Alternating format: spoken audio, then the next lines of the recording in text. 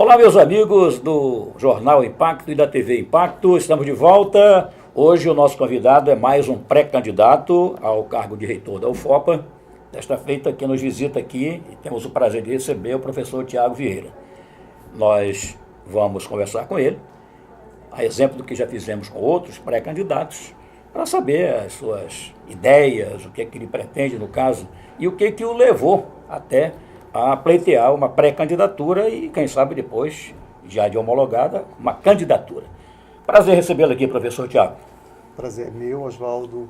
Queria saudar aí os telespectadores, os leitores do Jornal Impacto e dizer que é uma honra estar aqui para a gente poder ter esse momento realmente para falar sobre quem sou, quem somos e o que queremos. E é exatamente assim que nós começamos, querendo saber exatamente do professor qual é a sua atividade hoje, lá em termos de UFOPA, as atividades profissionais, quais são?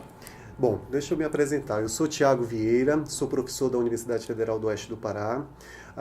Vim no primeiro concurso, ainda realizado no edital da UFPA com a UFOPA, em 2009, mas o certame se realizou em 2010.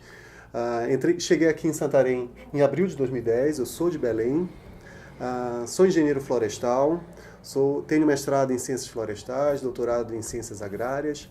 Na minha formação eu fui um florestal que procurou sair do seu ambiente, da sua zona de conforto e foi estudar pessoas, né? Então eu, como engenheiro florestal, fui estudar agricultura familiar, fui estudar relações de gênero, de qualidade de vida dos agricultores familiares. Então, essa minha formação eu procurei fazer diferente da formação tradicional na engenharia florestal. Certo. Eu sou professor lotado na engenharia florestal, dou aula ainda na agronomia, dou aula no curso de bacharelado em ciências agrárias, dou aula também, sou professor permanente do mestrado em Sociedade, Ambiente e Qualidade de Vida, que é de outra unidade acadêmica nossa, que é o Centro de Formação Interdisciplinar, e contribuo também em outros cursos de pós-graduação, atualmente no curso de Pedagogia da Alternância e Desenvolvimento Rural do Instituto de Ciências da Educação. Então, a minha atuação é realmente assim voltada para as questões mais ligadas à pessoa, né, à formação de recursos humanos, e tento fazer isso. Bom, na universidade atuei no início, desde 2010 eu venho, além da sala de aula, né, orientações, atividades acadêmicas, venho trabalhando na parte administrativa. Né? Em 2010 me foi dada uma missão de bolar um curso de especialização e eu com mais 3 professores idealizamos o curso de especialização em agroecologia na Amazônia. Esse curso iniciou em 2011, terminou em 2012, então eu também fui o coordenador desse curso. Em 2012, eu assumo de forma interina o programa de ciências agrárias, que era naquela altura constituído pelo curso de agronomia, engenharia florestal e zootecnia.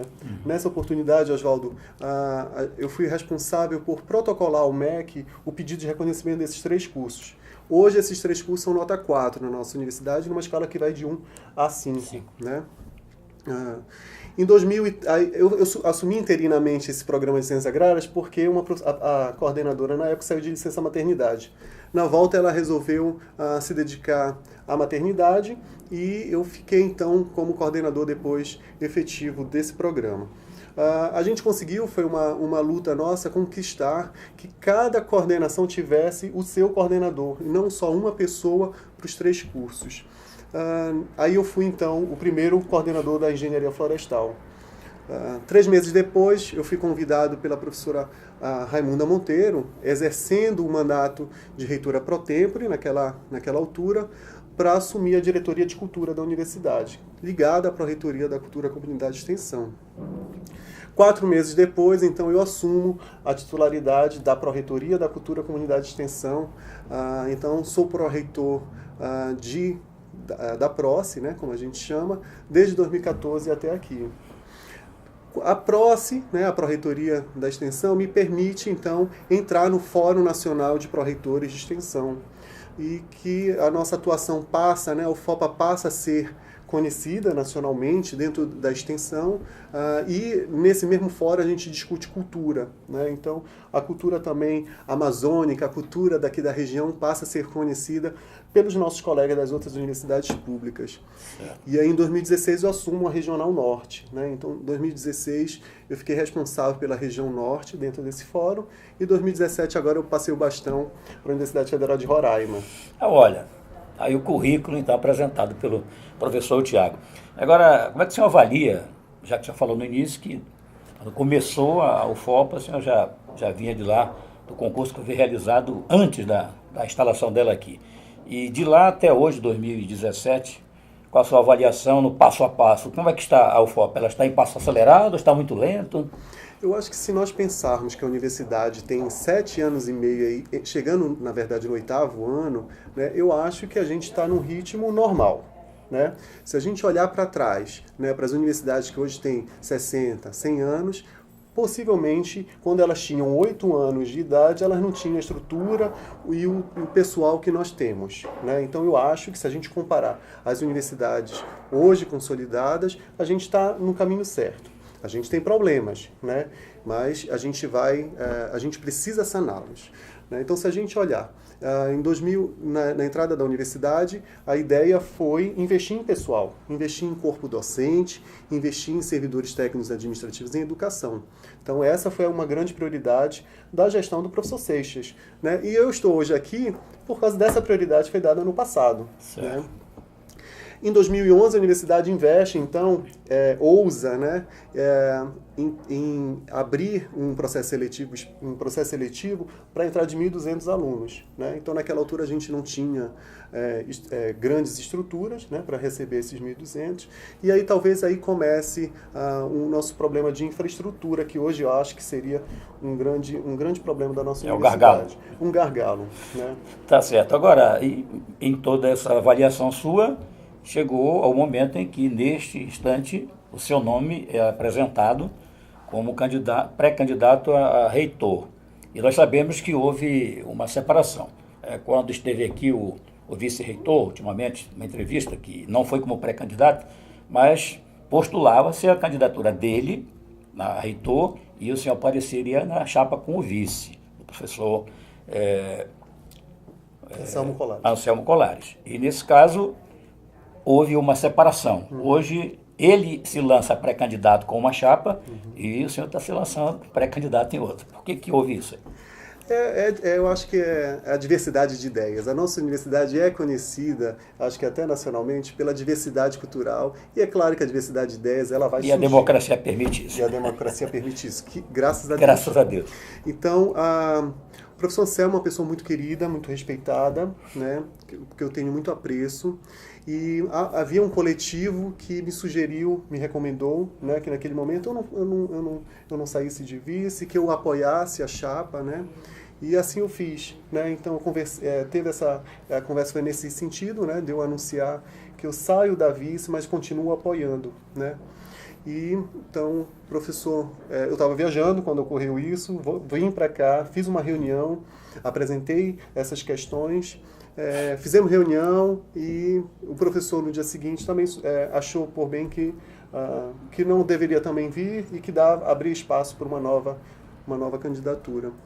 E aí, então, ele abre espaço, né, para aquele coletivo que me apoiava me procurar. Né? Então, aquele coletivo me apoia, me perguntando me aborda, perguntando se não deveria ir para a cabeça da chapa. Para a cabeça, né? Ou não, de compor, né, com outro colega.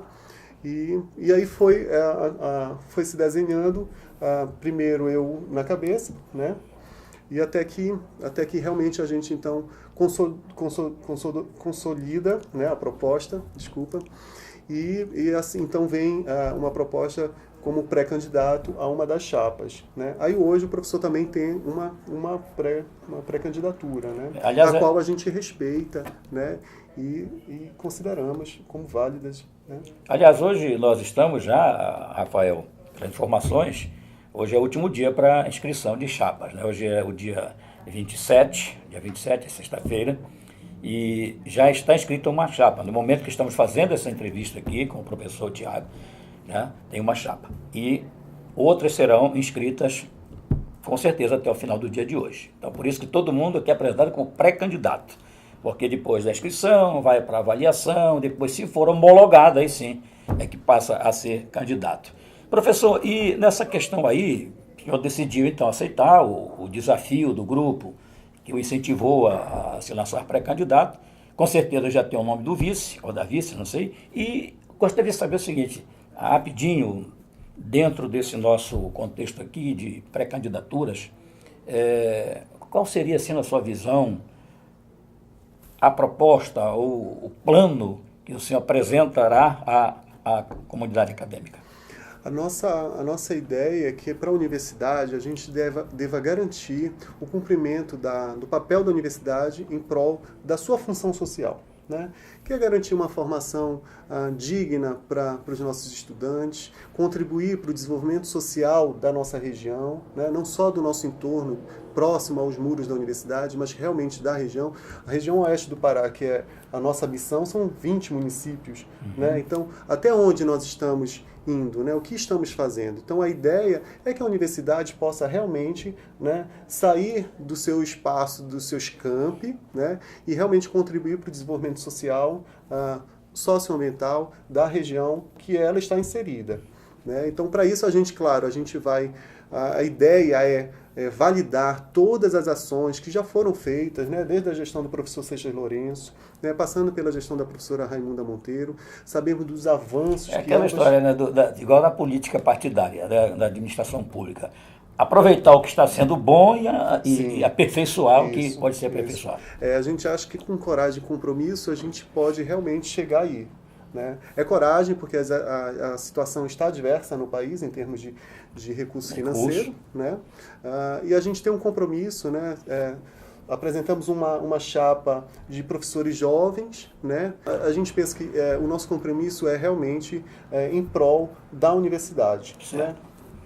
Tem duas coisas assim que têm sido abordadas, não só aqui, em entrevistas que já realizamos, mas a gente ouve até nos cantos, nas rodinhas pela sociedade, de que muitos avaliam que falta a UFOPA se aproximar mais da comunidade. Esse é um ponto. E o outro também, inclusive de cidadãos que são os que pagam os impostos, é que a UFOPA tem muitos prédios alugados. Então, à vontade para falar sobre isso. Tá, bom. Sobre a função da universidade, né? A universidade tem uma função social que ela tem que cumprir, né? A universidade, no passado, ela era considerada como a detentora do conhecimento, né? Então, um movimento muito forte do movimento estudantil fez o seguinte: olha, a universidade tem que sair dos muros do seu espaço, né? Então, teve um movimento extras-muro, né? Em que a universidade ela mostra para a sociedade o que ela é capaz de fazer, né? E ela traz para dentro da universidade também envolve essas pessoas, né? Então, democratizar realmente a entrada, né, e a contribuição da universidade para o desenvolvimento, mais uma vez, social dessa região. Bom, e é isso que a gente pensa, né? Então, sobre os aluguéis, realmente, né, a Universidade Federal do Oeste do Pará, ela está entre as primeiras com maior gasto de aluguel no Brasil, né? A primeira universidade é uma nova universidade, né, que ainda também não tem muitas estruturas e que a gente concorda que o gasto que a gente tem mensal com aluguel é demais, né? Então, se a gente pensar que o grande prédio que a gente ocupa na Mendonça, ele tem um gasto de mais de R$500 mil por mês, né? Isso aí, quanto que a gente não poderia investir em bolsas, né, em contratos? A gente tem contrato de segurança, de energia, de limpeza, né? Então, no momento de crise nacional, né, a gente teria que fazer opção por contrato? Não, então a gente quer realmente, a gente precisa se livrar do aluguel. Isso é que nem na nossa vida, na nossa casa, né? A gente quer sair do aluguel, quer ter a nossa casa própria. Então a gente acredita, né? O grupo acredita que a gente precise realmente ir para espaços próprios e se livrar dos aluguéis. Tá bom, e em relação a novos cursos, o senhor tem também alguma ideia sobre isso? Com relação a novos cursos, hoje a gente chega... Não só novos cursos, mas inclusive implantação de novos campos. Tá. Hoje a gente chega, na atual situação, no limite de número de vagas para novos docentes, né? Então a gente não teria espaço. Então isso tem que ser tratativa junto ao MEC, né? Que também faz tratativa junto ao Ministério do Planejamento, né? As universidades fazem longas discussões e demora muito para vir novos códigos de vagas. A ideia também, eu acho que em número de cursos o nosso corpo docente hoje está suficiente para criar novos cursos? Isso é uma possibilidade, né? Dentro de novos cursos, a gente tem também os cursos de mestrado e doutorado, né? Que os docentes, o atual corpo docente se une, né? Para submeter novas propostas à CAPES e aprovar novos mestrados e doutorados para a região. Então também isso é um impacto, né, do corpo docente em novos cursos, não só da graduação, como de mestrado e doutorado. Com relação aos campi, a gente tem os códigos de vaga já destinados para eles, né? Então eles estão se implantando, alguns com um curso e outros com 2 cursos. Só para entender também é que lá em 2010 existia uma pactuação que eram para 5 cursos, né, por campi. Mas não foi possível atender, reduzimos para 2 e alguns para 1 curso, né? Certo. Mas o que nós vamos investir muito é na educação à distância, né? Então a gente tem que apoiar, investir na capacitação dos nossos docentes, tanto da sede como dos que estão nos campi, né, fora de sede, para que eles possam atuar como professores à distância. Tá certo. Bem, professor Tiago, foi um prazer recebê-lo aqui, a exemplo do que já fizemos com outros pré-candidatos. E vamos aguardar, né, que a eleição só é em dezembro, né? Sim, dia 5 de dezembro. E à disposição para aquela mensagem sempre do pré-candidato.